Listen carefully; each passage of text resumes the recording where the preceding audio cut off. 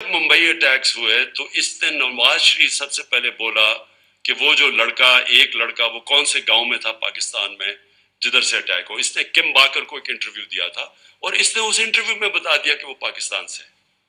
یعنی پہلے ہی ایک بہت بڑا ایک پاکستان کے خلاف ایک مہم چلی ہوئی تھی اور خاص طور پہ آئی ایس آئی اور پاکستانی فوج کو ٹارگٹ کیا جا رہا تھا. یہی جب نواز شریف نے پہلے کہا یہ پھر نواز شریف سب سے ڈون لیگز کیا تھی کہ وہ جو لڑکا ڈون لیگز کے اندر نواز شریف اس کی گورنمنٹ باقاعدہ یہ کہتی ہے کہ جو دہشت گردی ہندوستان کے خلاف ہو رہی ہے اس میں پاکستان کی آئی ایس آئی ملوث ہے، پاکستان کی فوج. اور نریندر مودی بار بار پاکستان کے سپہ سالار جو تب تھے جنرل رحیل بار بار یہ کہتے تھے کہ وہ دہشت گرد ہے، دہشت گردوں کا سردار ہے. اور نواز شریف اس کو شادی پہ بلا رہا تھا اسی نریندر مودی کو جب کھاٹمانڈو کے اندر سارک کانفرنس ہوتی ہے تو برکا دت جو ان کی لیڈنگ جرنلسٹ ہیں وہ اپنی کتاب میں لکھتی ہے کہ چھپ کے سائٹ پہ نواز شریف نریندر مودی سے میٹنگ کر رہا تھا اور اس کو یہ کہہ رہا تھا کہ میں اپنی فوج سے مجھے بچائے، یعنی اپنی فوج سے ڈر کے. اب یہ وہ لوگ ہیں جو آج ہمیں کہہ رہے ہیں کہ ہم جناب غدار ہیں. ان لوگوں کے پیسے باہر پڑے ہیں، ان کی اربوں ڈالر باہر پڑے ہوئے ہیں، ان کی کرپشن جو یہاں سے پیسہ چوری کر کے لے کے گئے اس کے اوپر داستانیں لکھی ہوئی ہیں، بیرون ملک کتابوں میں مینشن ہے، بی بی سی کی ڈاکیومنٹری میں ان کی چوری کا مینشن ہے کہ یہاں سے چوری کر کے پیسہ باہر لے کے گئے. یہاں ان کے اوپر پتہ نہیں کتنے کرپشن کیسز ہیں. تو آج یہ بتایا جا رہا ہے کہ ہم اپنی فوج کے خلاف ہیں اور یہ اب محب وطن وہ پاکستانی بن گئے ہیں جو کہ آ کے ہمیں غدار کہہ رہے ہیں. دیکھیں یہ سازش اتنی خطرناک ہے کہ اگر ایک ملک کی سب سے بڑی جماعت کو اگر آپ اس کی فوج کے سامنے کھڑا کر دیں اور ان کے اندر اختلافات پیدا کر دیں، اس سے زیادہ ملک کو نقصان کوئی چیز نہیں پہنچا سکتی. میں 18 سال کا بھی نہیں تھا جب میں ایسٹ پاکستان میچ کھیلنے گیا، مجھے یاد ہے 1970 مارچ میں، اور میں میرا فرسٹ کزن تھے بریگیڈیئر شفیق، ان کے ساتھ ٹھہرا ہوا تھا.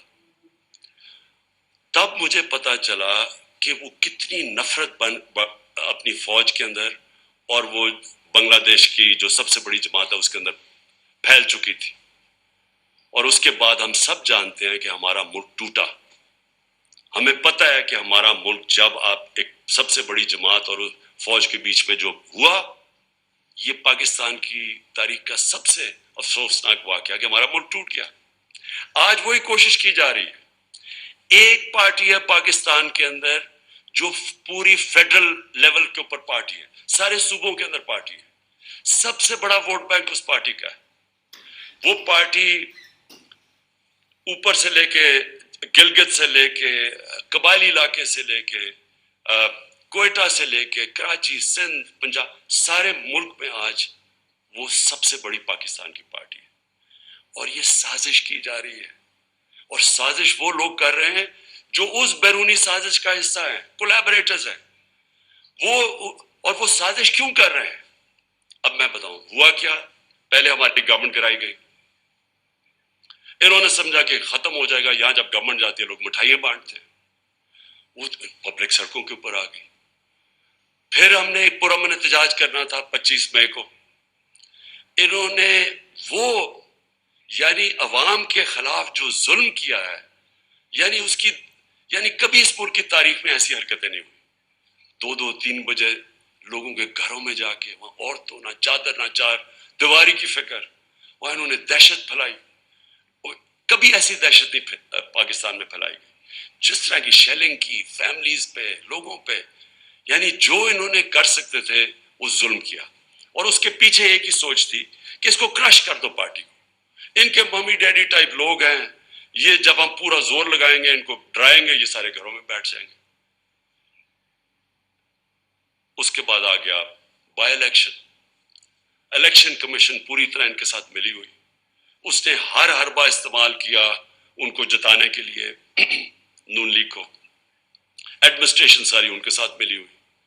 پوری انہوں نے کوشش کی وہ الیکشن, اور یہ ان کو پورا اعتماد تھا کہ وہ الیکشن جیت جائیں گے. اس طرح کی پبلک نکلی کہ پاکستان کی تاریخ میں کبھی بائی الیکشن کیا, جنرل الیکشن میں اس طرح پبلک نہیں نکلی, اور سارے جو منصوبے تھے ان کے فیل ہو گئے. اور یہ ساری جماعتوں نے مل کے الیکشن لڑا اور وائپ آؤٹ ہو گئی پنجاب سے. اس کے بعد اور خوف مزید آ گیا ان کو. اور اب یہ جو اب مرحلہ جس میں ہم اب آ رہے ہیں, یہ اب وہ مرحلہ ہے. اب یہ کیا کوشش کر رہے ہیں؟ پہلے تو یہ جو سارا پوری کیمپین کی ہوئی ہے کہ کسی طرح ہماری اور فوج کے بیچ میں ہماری لڑائی شروع ہو جائے. دوسری چیز کہ انہوں نے اب پورا پلان بنایا ہوا ہے کہ ہمیں پارٹی کو توڑنے کا. پلان کا سب سے پہلی چیز آپ کے سامنے آ گیا الیکشن کمیشن نے, جو یہ فورن فنڈنگ کیس ہے. اب فورن فنڈنگ کیس کے اندر کچھ بھی نہیں ہے. یہ صرف یہ کہنے کی کوشش کر رہے ہیں کہ بیرون ملک پاکستانی جب وہ پیسہ بھیجتے ہیں تو وہ فورن فنڈنگ ہے. وہ پارٹی جس کی پاکستان کی تاریخ میں پہلی دفعہ جس نے ایک باقاعدہ پولیٹیکل فنڈ ریزنگ کی ہے, جس کا کوئی اس ملک کے اندر کوئی نہ کبھی کسی نے پہلے کی, اور نہ یہ وہ پارٹیز جن کے سربراہوں کو لوگ کرپٹ سمجھتے ہیں وہ کبھی فنڈ ریزنگ نہیں کر سکتی. تو وہ پارٹی جس نے پولیٹیکل فنڈ ریزنگ کی, جس پارٹی نے باقاعدہ 40,000 ڈونرز کے نام دیے ہوئے 2012 میں, 40,000 لوگ, وہ لوگ خود کال کر کے کہتے ہیں کہ ہاں ہم ڈونر ہیں. ان میں سے کئی لوگوں کو انہوں نے بتا دیا کہ جی کوئی فورن نیشنل وغیرہ, جو ان کو کئی پاکستانیوں کو بنا دیا کہ جی یہ تو غیر ملکی ہے. وہ پارٹی جس نے فنڈ ریزنگ کی, جس کی ساری آڈٹ رپورٹس ہیں, جس کی ایک ایک چیز ہمارے سامنے ہم نے ان کو الیکشن کمیشن کو دی ہے, اس پارٹی کے اوپر سارا نزلہ گر رہا ہے.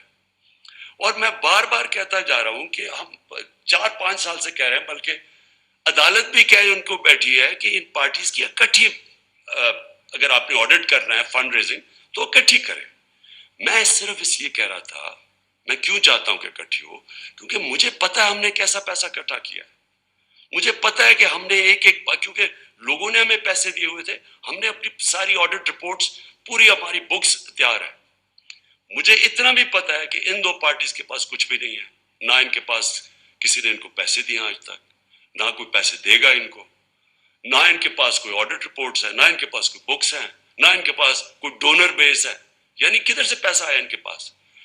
یہی الیکشن کمیشن عدالت کے آرڈر کے باوجود انہوں نے صرف تحریک انصاف کو کٹہرے میں کھڑا کیا ہوا, اور اتنی جھوٹی رپورٹ بنائی ہے, ایسی چیزیں اس رپورٹ میں لکھی ہے جو جس دن میں چیلنج کرتا ہوں, جس دن اس کے اوپر صحیح معنی میں عدالت کے اندر یہ تفتیش ہوگی, میں یہ چیلنج کرتا ہوں کہ پاکستان میں یہ ثابت ہوگا کہ ایک پارٹی نے اس ملک کے اندر صحیح معنی میں پیسے اکٹھے کیے ہیں جو پولیٹیکل فنڈ ریزنگ ہوتی ہے. اور الیکشن کمیشن ان کے ساتھ مل کے کیا کوشش کر رہی ہے, وہ اس پارٹی کو جس نے سارے ایک ریکارڈز کر کے اور ساری پولیٹیکل فنڈ ریزنگ جو ہوتی ہے ساری دنیا میں وہ کی ہے, اس کو کوشش کر رہے ہیں بین کرنے کی.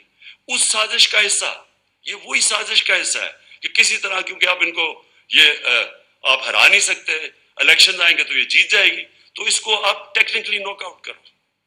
تو ایک وہ انہوں نے عارف نقوی کا نام لے لیا.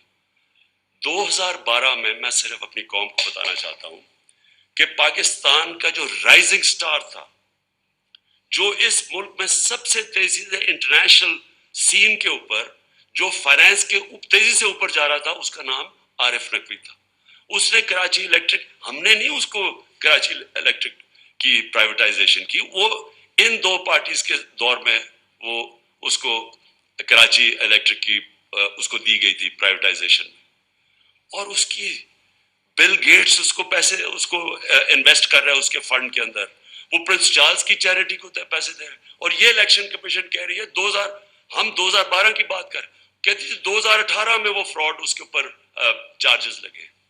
یعنی اس لیول پہ انہوں نے جا کے کوشش کی ہے کہ کسی طرح ہمیں ڈسکریڈٹ کرے, اور میرا نام لے دیا کہ جی اس نے سرٹیفکیٹ دیا ہوا ہے اور اس نے ریکنسیل کیا اکاؤنٹس. میں آج آپ کو پھر سے کہہ دوں کہ سرٹیفکیٹ دینا ہمیشہ جب آپ سرٹیفائی کرتے ہیں وہ ایک پروسیس سے آپ کے پاس پہنچتی ہے. میں بکس نہیں پڑھ کے سرٹیفائی کرتا. وہ پہلے شروع ہوتا ہے نیچے سے, ہماری فائنانس ڈپارٹمنٹ کرتی ہے, وہ پھر بیٹھتی ہے آڈیٹرز کے ساتھ, ان کے ساتھ کتابیں ریکنسائل کرتی ہے, وہ پھر جاتی ہے پارٹی کی مینجمنٹ کمیٹی میں, وہ مینجمنٹ کمیٹی جب کلیئر کرتی ہے تو میرے پاس آتی ہے, تو میں دستخط ان کے کہنے پہ کہتا ہوں to the best of my ability. میں سرٹیفائی, میں نے وہ کتابیں نہیں دیکھی ہوتی. جبکہ میں اپنے جو اثاثے ڈکلیئر کرتا ہوں تو وہ میں ایفیڈیوٹ دیتا ہوں کیونکہ میں دیکھ کے کرتا ہوں. تو اس کے اوپر یہ کوشش کر رہے ہیں ڈسکوالیفائی کرنے کی. ایک یہ ان کا طریقہ ہے. دوسرا اب یہ توشہ خانہ کیس ہے. میں پھر اپنی قوم کے سامنے ایک اور چیز کہتا ہوں, ساروں کا جو اس ملک کے پرائم منسٹرز اور پریزیڈنٹ بنے ہیں, جو اس ملک کے اندر بڑے بڑے عہدوں پہ رہے ہیں, سب کو تحفے ملتے ہیں, آرمی چیف کو ملتے ہیں, سب کو ملتے ہیں. ساروں کو انویسٹیگیٹ کریں کہ کیا لیگلی جو بھی انہوں نے کام کیا ہے قانون کے دائرے میں کیا ہے یا کوئی چیز غیر قانونی کی ہے. میں آج پھر آپ کو کہتا ہوں جس دن یہ ہوگا ساری چیزیں میں نے قانون کے بیچ میں کی ہیں, اور مجھے پتا ہے کہ کن کو انہوں نے قانون کے دائرے میں نہیں رہ کے کی. آصف زرداری نے 3 گاڑیاں لی ہیں وہاں سے توشہ خانہ سے, جو کہ آپ نہیں لے سکتے. مجھے بھی ایک گاڑی ملی تھی, آپ گاڑی توشہ خانہ سے نہیں نکال سکتے. آصف زرداری نے 3 مہنگی گاڑیاں اور نواز شریف نے 1 لی ہے, اور یہ بالکل غیر قانونی ہے. تو میں یہ چاہتا ہوں کہ اس کے اوپر بھی آئے. یہ 2 چیزیں کوشش کر رہے ہیں مجھے ڈسکوالیفائی کرنے کی, اور یہ تیسری بھی چیز کر رہے ہیں, اور جس کی اب آپ کے سامنے یہ آنے والا ہے, اب یہ فیز آنے والا ہے. اب ان کی کوشش یہ ہے کہ کسی طرح عمران خان کی کردار کشی کی جائے, کیونکہ ایک طریقہ پارٹی کو ختم کرنے کا یا پارٹی کو ڈسکوالیفائی کرو وہ مشکل ہے. دوسرا ہے کہ عمران خان کے اوپر کردار کشی کرو اور کسی نہ کسی طرح پھنساؤ کسی کیس میں. اور کردار کشی کے لیے ان کو پتہ ہے کہ کون سے میڈیا ہاؤسز ان کے ساتھ پوری طرح تعاون کریں گے, اور جن کو ان کو شک تھا, یہ جو ARY کے اوپر انہوں نے ایکشن لیا ہے, مجھے یہ اسی پلان کا حصہ ہے کہ کوئی چینل جو میرا موقف رکھے گی اس کو بند کر دو, یوٹیوبر جو میرا موقف رکھیں گے ان کے منہ بند کر دو, خوف اتنا پھیلا دو کہ کوئی میرا موقف ہی نہ رکھے. اور وہ جو چینلز ہیں جو کہ جن کے اوپر ہمیں پتہ ہے کہ پیسہ چلتا ہے, اور ان کو پوری طرح میری کردار کشی پہ استعمال کیا جائے. اور یہ ان کا پلان ہے. اب یہ پلان شروع ہو رہا ہے, یہ جو ARY سے ہوا ہے یہ اس پلان کا حصہ ہے. اور یہ ابھی یوٹیوبرز پہ آئیں گے, ابھی یہ سوشل میڈیا کے اوپر آئیں گے, کوشش کریں گے کہ پورا منہ بند کر دیا جائے اور پوری طرح ایک عمران خان کو پبلک کے اندر ذلیل کیا جائے. میں پھر اپنی قوم کے سامنے کہتا ہوں کہ دیکھیں, میرا یہ مان ہے کہ عزت صرف اللہ دیتا ہے, اور اللہ کی اجازت کے بغیر کوئی کسی کو ذلیل نہیں کر سکتا. تھوڑی دیر کے لیے آپ سب کو پاگل بنا سکتے ہیں, آج تک کوئی بھی ایسا پیدا نہیں ہوا جو سارا وقت سب کو پاگل بنا لے. مجھے صرف افسوس یہ ہے کہ یہ جو پروسیس کرنے اب جا رہے ہیں, یہ جس طرح کی اب سختی دکھا رہے ہیں, یہ جو ایک پورا ایک نیا کہ مسل دکھا کے تو اب ہم ان کو کرش کریں گے, لوگوں کو ڈرا دیں گے, دھمکا دیں گے, اور صرف ملک کا نقصان کر رہے ہیں. میں اپنی قوم کے سامنے کہہ رہا ہوں کہ یہ جو اب فیز آ رہا ہے ان کا, اس سے ہمارا ملک ڈیمیج ہوگا. ملک کا سوچنا چاہیے. یہ صرف ذاتی مفادات کے اوپر اور بیرونی جو چاہتے ہیں, جو وہ چاہتے کیا بیرونی, کیا جنہوں نے ہماری گورنمنٹ کرائی, کیا وہ چاہتے ہیں مضبوط پاکستان؟ کیا وہ چاہتے ہیں کہ پاکستان ایک ملک بنے جو اپنے پیر پہ کھڑا ہو جائے؟ کیا وہ نہیں چاہتے کہ پاکستان لائف سپورٹ مشین پہ رہے, تھوڑے تھوڑے پیسے دیتے رہو ان کی؟ اور یہ مجھے نہیں پتا کہ پاکستان کی ایئر سپیس استعمال ہوئی ہے یا نہیں, لیکن بیرونی اخبار, ویسٹرن اخبار آپ پڑھیں تو وہ سارے کہہ رہے ہیں کہ کوئی ڈیل ہوئی ہے پاکستان کے اوپر سے, وہ ڈرون جا کے اس نے افغانستان میں یہ ڈرون اٹیک کیا.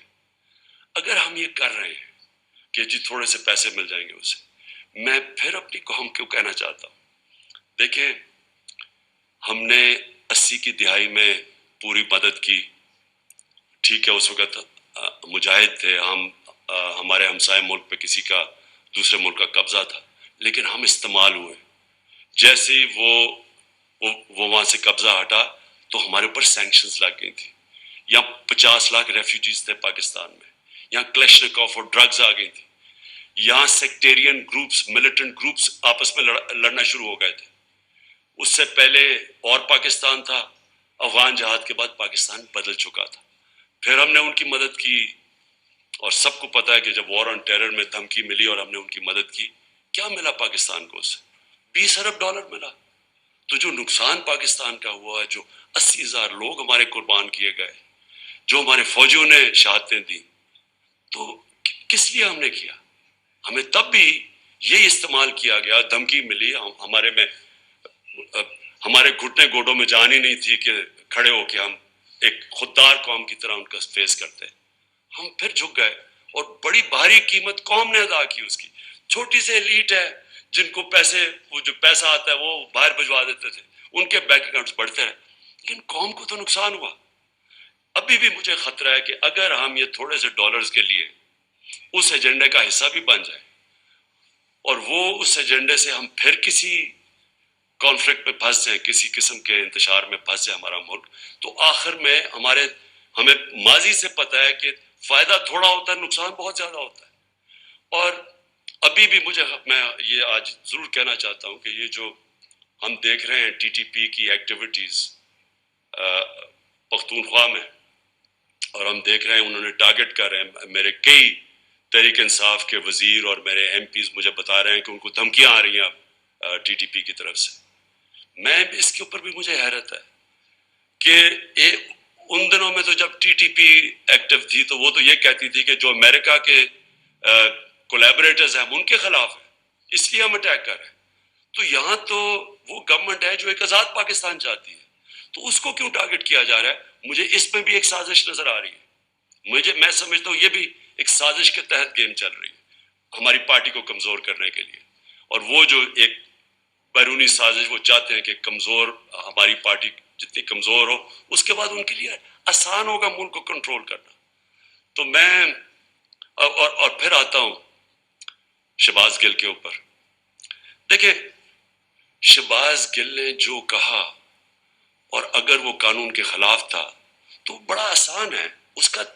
हमारा आइन मुल्क का, हमारा कानून एक प्रोसीजर बताता है कि उसके ऊपर चार्ज लगाएं, उसको मौका मिले अदालत में जाके अपनी सफाई पेश करने का। और क्या उसने किस कॉन्टेक्स्ट में कहा, क्या कहा, उसे हर इंसान को, हर दुनिया की कानून का निजाम उसको मौका देता है अपनी सफाई पेश करने। लेकिन जो ये हुआ, उसकी गाड़ी को शीशे तोड़ दिए, उसको जिस तरह उठाया, उसके ड्राइवर को मारा गया, पता ही नहीं किधर गायब हो गया वो, हम ढूंढते फिर रहे हैं, पता चलवा रहे हैं कि जी वो किधर ही गया। ये कौन से कानून और आइन के मुताबिक हुआ? और मैं अपनी पार्टी की तरफ से वाज़ेह कर दूं, हमारा क्योंकि फिर से जीना मरना इस मुल्क में है। मेरे कोई बैरूनी मुल्क के साथ से नहीं पड़े कि मैं जब मुश्किल पड़े तो बाहर भाग जाऊं। मैंने तो जीना मरना यहाँ है, मेरा तो कुछ नहीं बाहर। हमारी तरह के लोगों को ज्यादा इस मुल्क की फिक्र है, और जिसको इस मुल्क की फिक्र है वो चाहता है कि उसकी फौज मुल्क का एक मजबूत इदारा बने। वो कभी नहीं चाहेगा कि उसका मुल्क का इदारा कमजोर हो। वो लोग जिन्होंने इस मुल्क से क्या किया था पहले, मैं ये चाहता हूं कि आज अब एक छोटा सा क्लिप देख ले। मैं सिर्फ चाहता हूं, इससे बहुत बड़ी स्टेटमेंट्स है हमारे पास, लेकिन मैं मीडिया के लिए सिर्फ दिखाना चाहता हूं कि सिर्फ ये क्लिप देखें कि शहबाज गिल ने क्या कहा, और ये देख लें कि ये जो बड़े बड़े नाम आज फिर रहे हैं जो हमें कह रहे हैं गद्दार है, उन्होंने क्या कहा और उनके ऊपर क्या एक्शन लिया गया। यानी वो उन्होंने क्या कहा, क्या इलेक्शन लिया गया, और जो एक्शन लिया गया शहबाज गिल के ऊपर, ये जरा देखें।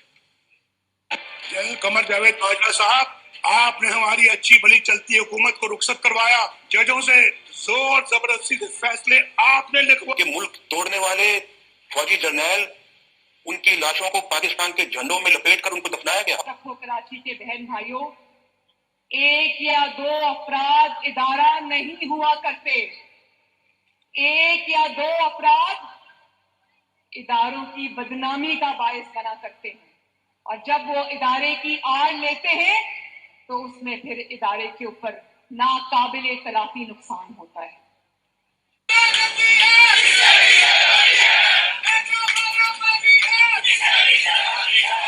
تو ہماری کردار کشی کرنا چھوڑ دو. اگر ہم نے آپ کی شروع کی تو پتہ نہیں پاکستان بننے سے آج تک کتنے جنرلوں کی شروع ہو جائے گی. بیٹی بھائی وہ ایکیوزڈ ہیں, ان کی لسٹ لے کے جس طرح ہم نے پریس کانفرنس کی تو آپ کی ایم سے بڑھ جائے گی. اسرائیل کے وظیفوں پہ پلنے والے جرنیلوں, ریٹائرڈ جرنیلوں, اپنے حدود میں رہو. کام کی ہڈیوں سے گوشت تک انہوں نے نچوڑ لیا ہے اور اتار لیا ہے. ابھی نندن کی کیا بات کرتے ہیں. چیف آف آرمی اسٹاف تشریف لائے, پیر کانپ رہے تھے, پسینے ماتھے پہ تھے. شاہ محمود صاحب نے کہا کہ خدا کا واسطہ ہے اب اس کو واپس جانے دیں, کیونکہ 9 بجے رات کو ہندوستان پاکستان پہ اٹیک کر رہا ہے. وہ کوئی ہندوستان نے اٹیک نہیں کرنا تھا, کچھ نہیں ہونا تھا, صرف گھٹنے ٹیک کے. تو میں چاہتا تھا کہ آپ خود یہ سن لیں, اس سے بہت زیادہ کلپس ہمارے پاس ہیں, اور میں اس لیے چاہتا تھا کہ آپ یہ سارے سن لیں کہ ان کے کیس کیوں کوئی ایکشن نہیں لیا گیا. یہ تو کلپس ابھی اویلیبل ہے, کیا ان کے اوپر, اور ان کے اوپر تو ایکشن پہلے بھی لینا چاہیے. جو یہ سارا ڈان لیکس تھا اور جو میمو گیٹ تھا, کیا یہ لوگ آج ٹھیک ہیں؟ اور ہم وہ پارٹی جس نے آج تک صرف اپنا ملک کا سوچا ہے, جس نے اس ساری جو جدوجہد ہماری ہوئی ہے, آپ یقین کریں کہ اگر کوئی بھی, جس طرح ہم نے یہ مشکل وقت سے گزرے ہیں, جو ہمارے اوپر مشکلیں گزری ہیں, میں آج آپ کو کہتا ہوں کہ ہم نے ہر وقت صرف اور صرف پاکستان کا سوچا ہے. ہمارے پاس اس وقت اسٹریٹ پاور ہے, ہم سارے پاکستان کو بند کر سکتے ہیں. ہمیں صرف کہ ملک کے معاشی حالات آج ایسے ہیں کہ ہمیں اپنے ملک کی فکر کرنی چاہیے, اور اس لیے ہر چیز, مظاہرے بھی کرتے ہیں تو پرامن. صرف 25 مئی کو ہمارا پرامن مظاہرہ تھا جب انہوں نے ہمارے پر انتہا کا ظلم کیا. آج تک کوئی ایک بتایا کہ ہم نے اپنے ملک میں کوئی توڑ پھوڑ کی, کوئی ہم نے اپنے ملک کو نقصان پہنچانے کی کوشش کی. جبکہ یہ وہ لوگ ہیں جنہوں نے اور جو چیزیں چھوڑے, جو انہوں نے اس ملک کو لوٹ کے باہر پیسہ لے کے گئے ہیں, یہ کیسے محب وطن ہو گئے. تو میں آخر میں صرف یہ چاہتا ہوں کہ یہ جو کوششیں ہو رہی ہیں سازش کر کے ایک ملک کی سب سے بڑی جماعت کو توڑنے کی, ہمارے لوگوں کو توڑنے کی بھی کوشش کی جا رہی ہے, اور کہ الیکشن میں کسی طرح یہ اتنے کمزور ہو جائیں کہ جب یہ الیکشن ہو, اور الیکشن کی پلاننگ کر رہے ہیں کہ یہ اتنے کمزور ہو جائیں, اور پھر نواز شریف آئے وہاں سے انگلینڈ سے, اور اس کے بعد کہیں کہ جی دیکھیں عمران خان کو بھی ڈسکوالیفائی ہو سکتا ہے اور وہ بھی ہو سکتا ہے, ہم دونوں کو ایک ملا دیں, اور اس کے بعد یہ پھر وہی اسی الیکشن کے ذریعے الیکشن کروائیں. یہ گیم ہے بیسکلی کہ کسی طرح ہمیں چھوٹا کر کے کٹ ٹو سائز کریں. میرا اگلا سوال یہ ہے, جو بھی یہ پلاننگ کر رہے ہیں, کیا یہ پاکستان کے لیے بہتر ہے؟ کیا پاکستان اس میں سے دلدل سے نکلائے گا؟ پاکستان کو تو اس وقت سب سے زیادہ ضرورت پولیٹیکل سٹیبلٹی کی ہے, کہ ایک تکڑی گورنمنٹ آئے, سٹیبل گورنمنٹ عوام کی پاور سے, جو پھر اس ملک کو اس دلدل سے نکال سکے. کیا اس میں یہ جو پلان بن رہا ہے, کیا اس میں پاکستان میں پولیٹیکل سٹیبلٹی آ جائے گی؟ اور جو بھی یہ پلان بنا رہا ہے, کیا اس کو اپنی ذات کا سوچ رہا ہے یا ملک کا سوچ رہا ہے؟ یہ صرف تھوڑے سے لوگ اپنی ذاتی مفادات کے لیے اس ملک کو ادھر لے کے جا رہے ہیں, اور مجھے افسوس سے کہنا پڑتا ہے کہ خدا نہ خواستہ یہ ادھر نہ چلا جائے کہ ہم سب کے لیے اس کو نکالنے کے لیے اپنی اور نیشنل سیکیورٹی کمپرومائز کر دیں. ابھی بھی مجھے خطرہ یہ ہے کہ ابھی بھی ہم کوئی ایسے فیصلے نہ کر لیں جس سے ہماری نیشنل سیکیورٹی کمپرومائز ہو. صرف ایک راستہ ہے آج, اگر ہم نے اس سے نکلنا ہے, صرف ایک راستہ ہے, اور وہ ہے صاف اور شفاف الیکشن. اگر ملک کو ہم نے اس مشکل سے نکالنا ہے, اس کے علاوہ صاف اور شفاف الیکشن کے علاوہ جو اور راستہ لیں گے, ملک مزید اور نیچے جاتا رہے گا. جس طرح کی مہنگائی آج ہے, جس طرح کے لوگوں کے حالات ہیں, جس طرح کے بجلی کے بل ہیں, ہر چیز مہنگی, اور ابھی مزید اور مہنگی ہوگی کیونکہ ڈیویلیویشن جو ہوئی ہے, یہ ساروں سے عوام کے اوپر بوجھ بڑھتا جائے گا. اور پھر سے آخر میں صرف صاف اور شفاف الیکشن سے ہم اس سے نکل سکتے ہیں.